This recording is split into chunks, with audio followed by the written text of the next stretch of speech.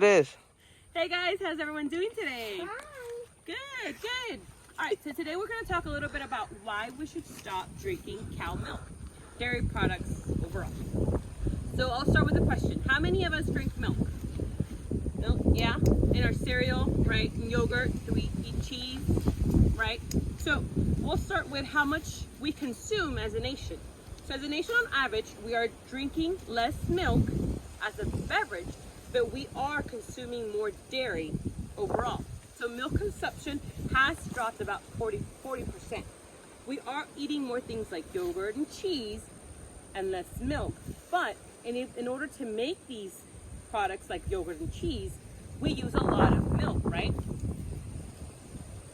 So dairy consumption is up overall as a whole. According to the U.S. Department of Agriculture, on average, Americans ate and drank 9% more milk in 2018 than we did back per person in 1975. So now let's talk about what's in the milk that we're consuming.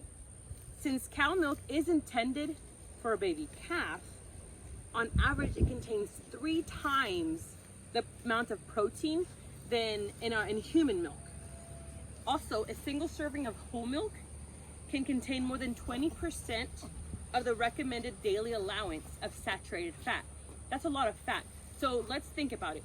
If you drink 3 glasses of milk, let's say from 8 to 12 noon, you've already drank 60% of the saturated fat that is recommended without even eating any food, just drinking milk.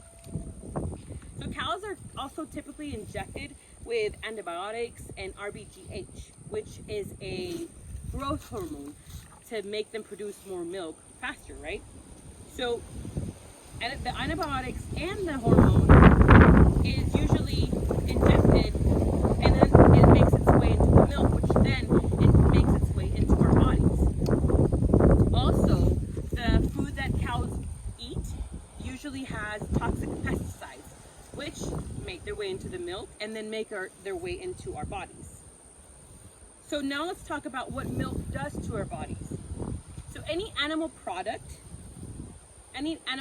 contains animal protein, right? And once we eat it, that protein turns into acid. To get rid of that acid, for our bodies to flush it out, it uses the calcium in the milk.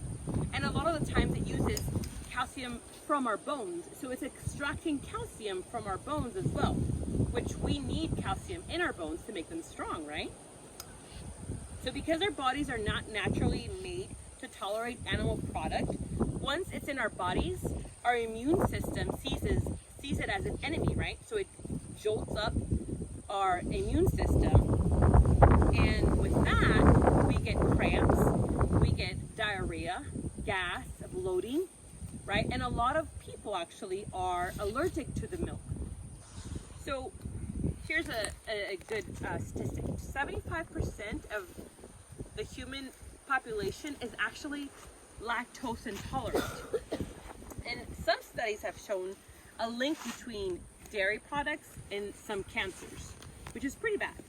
So with all this being said, let's just put some common sense into milk, right? Let's think about it with our common sense. Why do we think that our bodies are suited to properly digest something that is suited for an animal, right? A baby calf has 4 stomachs, and within months it can weigh up to 600 pounds, and that's who the milk is for, right? So why would we even think that our bodies can digest it? No other species besides humans drink milk past infancy or need it to survive. We're the only species that drink milk after infancy. So I'll end with this quote that I agree with 100%. If she's not your mom, it's not your milk. Thank you guys.